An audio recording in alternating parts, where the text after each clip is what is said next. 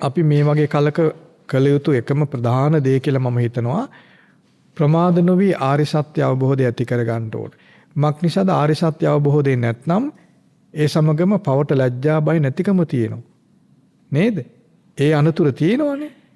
පවට ලැජ්ජා නැතිකම බය නැතිකම තිබ්බනම් අපි අවස්ථාව ලැබුණ ගමන් වරදට කොට වෙන්න පුළුවන් නේද? ඒක අපේ වරදක් නෙමෙයි ඒ අකුසලයේ ස්වභාවය. එහෙනම් අපි අපේ වරදක් නෙමෙයි කියලා අපිට නිදහස් වෙන්න බෑනේ. අකුසලේ පාව දෙන්න පුළුවන් අපිට. මම නෙමෙයි කරේ අරයා කියලා අර මිනිස්සු අනි වෙන කෙනෙක් පාවල් දෙන්න වගේ මට කරන්න දෙයක් නැහැ. ඉතින් මම ළඟ පවට ලැජ්ජා බය නොතිබුණ මේ තිබුණ මේ නැති නිසා මට මෙහෙම වුණා කියලා සමා කරගැනීමක් නැහැනේ. මොකද ඒක අපි දුරු කරගත යුතු දෙයක් වන නිසා.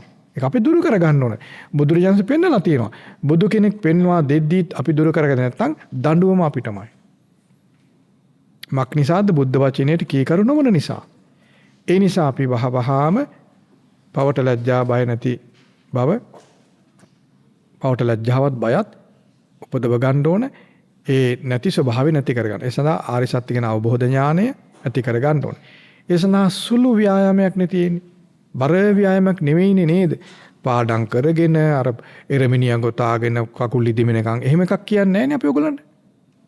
පැයක් භාවනා කරන්න එහෙම අපි කියන්නේ නැහැ නේද? එහෙම කියන්නේ නැහැ. ඒව පස්සේ පුළුවන්. දැන් කළ යුතු දේ මොකද්ද? දැන් කරන්න මොකද්ද? ආර්ය සත්‍ය ගැන මෙනෙහි කිරීම පුරුදු වෙන්න. ඒක අතහැර ගන්න එපා. ඒ මක් නිසාද එහෙම කරන්නේ? අවිද්‍යාව දුරු කර ගන්නට, දුකෙන් නිදහස් වෙන්න. ආන් ඒ වගේ ලස්සන අදහස්, වටිනා අදහස්, කුසල් සහිත අදහස් ඇති කර ගන්න. බය නැතු ආර්ය සත්‍ය හතර හොඳින් මෙනෙහි කරන්න පුරුදු වෙන්න. අපිට පින නැද්ද දන්නේ නැහැ. බය වෙන්න එපා. පින තියෙන ඕගොල්ලන්ට. ඕගොල්ලන්ට තරම් පින තියෙන මිනිස්සු මේ මුළු ඕස්ට්‍රේලියාවෙම නැහැ. ඕගොල්ලෝ හිතනද ඕගොල්ලන්ට පින නැහැ සුද්ධොන්න පින තියෙන්නේ කියලා? දැන් ඕගොල්ලෝ අපිට පින නැහැනේ, අපිට පින නැහැනේ, අපිට පින නැහැනේ. මන්ත්‍රය වගේ කියන්න ගන්න මොකද වෙන්නේ? පින නැහැ කියන එක අදහස් වෙන්නේ මොකද්ද? පිනත් නැත්නම් අනිත්ව රික්තයක් දනිත් ටික. අපිට පින නැහැ හින්දා මොකුත් නැද්ද? පින නැත්තම් මොකද්ද? පාව. පින තියෙනවා නම් සුගතියේ, පින නැත්තම් අපි හිතාමතා අපේ බෙල්ලම්බර ගත්තා වැඩක් මේ කරගන්නේ නේ. පින තියෙනවා. සුවිශාල පිනක් ඔයගලන් තියෙනවා. ප්‍රමාණ කරන බැරි පිනක් ඔයගලන් තියෙනවා. ඒ පිනට පයින් ගහන්න හෝ අව탁සීරු කරන්න එපා. ඒ පින බැබලෙනවා ආර්ය සත්‍ය ධර්මය පිළිගැනීමෙන්. මේ මොහොතේ පටන් මෙතෙන් පටන් ආර්ය සත්‍ය සිහි කරන යලි යලි බයි බණ අහන්න ඕන. බණ අහනකොට හම්බෙන හැම එකක්ම අහන්න යන්නත් එපා. මොකද සමහර කරුණු කාරණා තුළ අපේ සිතේ නැති අකුසල් හට ගන්න පුළුවන් නේද? වාද ભેද කරන ධර්ම ඔය වගේ දේත් තියෙනවානේ. ඒ වගේ බණ අහනකොට අපි හරි එකක් තෝර ගන්න ඕන. ජීවිත අවබෝධය ඇතිවන ආර්ය සත්‍ය ප්‍රකාශිත ධර්මය ඉගෙන ගන්න.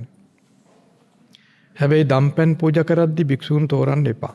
මං අහවල් භික්ෂුන් විතරයි දන් දෙන්නේ. තෝරන්න එපා. බුදුරජාන් වහන්සේ නමින් පැවිදි වූ සියලු දෙනා මහා සංඝරත්නයට අයිති. පන්සලේදී ඉන්නේ, ආරණ්‍යයේදී ඉන්නේ, ගමේදී ඉන්නේ, නගරේදී ඉන්නේ, කහ සිවුරුද පෙරවන්නේ, එහෙම නැත්නම් දුඹුරු සිවුරුද පෙරවන්නේ, පිගානේද වළඳන්නේ, පාත්‍රයේද වළඳන්නේ, කෙස් වවලද, කෙස් බාලද, දිනපතා කෙස් බානවද, සතිපතාද කෙස් බාන්නේ, සිරෙප්පුද දාන්නේ, සපත්තුද දාන්නේ, පටසිරෙප්පුද දාන්නේ, ස්ලීපර්ස් දාන්නේ, සිලෙප්පු නැතුව යනවද, කුඩේ යටවනවද, තල්ලත්ත ගෙනියනවද, කුඩ නැද්ද? ඒ වගේ බාහිර නිර්ණායක වලින් හොඳ භික්ෂුන් මේ අය, නරක භික්ෂුන් මේ අය කියලා වෙන් කරන්න එපා. භික්ෂුන් වර්ග කරන්න එපා. පන්සලේ වේවා, ආරණ්‍ය වේවා, කොහේ වැඩ සිටියත් ඒ සියලු දෙනා වහන්සේලා එකම බුදු කෙනෙකුගේ ශ්‍රාවක භික්ෂුන් වහන්සේලා.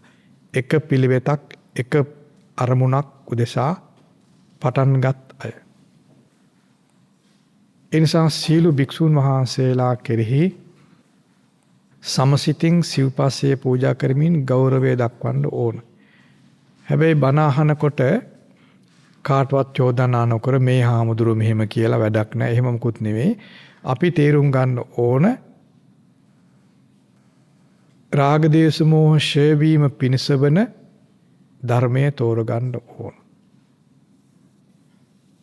රාග දේශ මොහ වැඩෙනවා නම් නූපන් රාග දේශ මොහ ඉපදෙනවා නම් උපන් රාග දේශ මොහ වැඩෙනවා නම් අපි ඒක පස්සේ පැත්තකින් තියන්න. එච්චරයි. දොස් කියන අය බවට පත් වෙන්න එපා. මේ හාමුදුරුවෝ මේ කියලා තන දේවල් කියලා වාද කරන්න එපා. මොකද පස්සේ කලක භික්ෂුන් නිවැරදි වෙයි. වෘද්ධ වෙනකොට හෝ වේවා මුලදී වේවා යම් දොස් තියෙන්නත් පුළුවන්. ඒ නිසා සිව්පස්සේ දෙදී භික්ෂුන් තෝරන්න එපා. සමසිතින් සිළු දෙනා වහන්සේට සිව්පස්සේ පුදමින් පින් කරගන්න. බණ අහනකොට සුදුසු දේ බය නැතුව තෝරගෙන අහන්න. ඊළඟට හොඳට මතක තියාගන්න දැන් වර්තමානයේ විශේෂයෙන් භික්ෂූන් වහන්සේලා ගැන නුසුදුසු දේවල් පතුරමින් ශ්‍රද්ධාව නැති කරන විදිහේ දේවල් හරියට පැතිරෙනවා. අහිංසක ශ්‍රද්ධාවන්ත මිනිස්සු කොහොමද මේ සසරෙන් නිදහස් වෙන්නේ කියලා අහිංසක බලාපොරොත්තුවකින් බණ පදයක් අහලා හැකි පමණින් දානමානයක් දීලා නේද? මේ දුකෙන් නිදහස් වෙන්න ඕන කියලා හිතලානේ. ඉතින් ඒ වගේ ඊටාම යහපත් අහිංසක බලාපොරොත්තුවෙන් උත්සාහ කරන අයගේ ශ්‍රද්ධාසිත නැති වෙන විදිහේ මතිමතාන්තර එහෙම නැත්නම් චෝදනා ආදී දේවල් මතු කරමින් මේ යම් ආරංචි එන්න පුළුවන්. ඒ වගේ තැනකදී හිත විනාශ කරගන්න නැතුව මධ්‍යස්තව සිත රැකගෙන කටයුතු කරන්න ඔබට පුළුවන් වෙන්න ඕන. බුදුරජාන් වහන්සේට කෙනෙක් චෝදනා කළත් ඒ චෝදනාවෙන් හිත අමනාප කරගන්න එපා කියලා බුදුරජාණන් වහන්සේ අපිට පෙන්නලා තියෙනවා. යම් කෙනෙක් බුදුරජාන් වහන්සේට චෝදනා කළොත් එහෙම අපිට හිතන්න තිබෙන බුදුරජාන් වහන්සේ ඒ චෝදනාවට අයිති නෑ කියලා. බුදුරජාන් වහන්සේට ප්‍රශංසා කරත් යම් කෙනෙක් ඒකටත් අපි අමුතුවෙන් සතුට වෙන්න ඕනේ නෑ කියනවා. ඒ නිසා භික්ෂුන් වහන්සේ කෙරෙහි අමනාපය ඇති කරන අහිතවත්කම ඇති කරන ප්‍රකාශ ආදී දේ පැතිරෙද්දී ඔයගොල්ලෝ කලබල වෙන්න හෝ වාද භේද කරන්න හෝ පිල් බෙදෙන්න හෝ අපිත් ඒ පැත්ත ගන්නෙ නෑ. ඒ වදින් හිත කෙලස ගන්න එපා. ඊළඟ දේ තමයි පංචශීලය ආරක්ෂා කරගන්න. පංචශීල් බිඳුනොත්නේ දුගතිය යන්නේ නේද? පංචශීල් බිඳීම, දුගතිය යෑම, ආශ්‍රව, අවිද්‍යාව නිසා ආශ්‍රව ඇතිවීම මේ වගේ ධර්මයන් ඔක්කොම දැන් තේරෙනව නේද? ඒවා ගොඩක් සමානයිනේ. එකිනෙකට විරුද්ධ නෑනේ. ඒ නිසා අපි පංචශීල ආරක්ෂා කරත් ආශ්‍රව ෂය වීමට පටන් අරගෙන. පැහැදිලිද? ආරි සත්‍ය මෙනෙහි කරත් ආශ්‍රව ෂය වීමට පටන් අරගෙන. එසා පංචශීල් බිඳින්න නැතුව රැකගන්න බුදුරජාණන් වහන්සේ මට මෙහෙම කියලා දීලා තියෙනවා. බුදුරජාණන් වහන්සේ අපට කියලා තියෙන සීල පව් නොකර ඉන්න කියලා. ඒ නිසා මම ජීවිතේ රැක ගන්නවත් පව් කරන්නේ නැහැ කියලා සිල්පද 5 රැක ගන්න. පන්සිල් රැක ගන්නට ලේසි වෙනවා පොයට 8 සිල් ආරක්ෂා කරගන්න. gedara dure ඉඳලම ඒ කටයුත්ත කරන්න.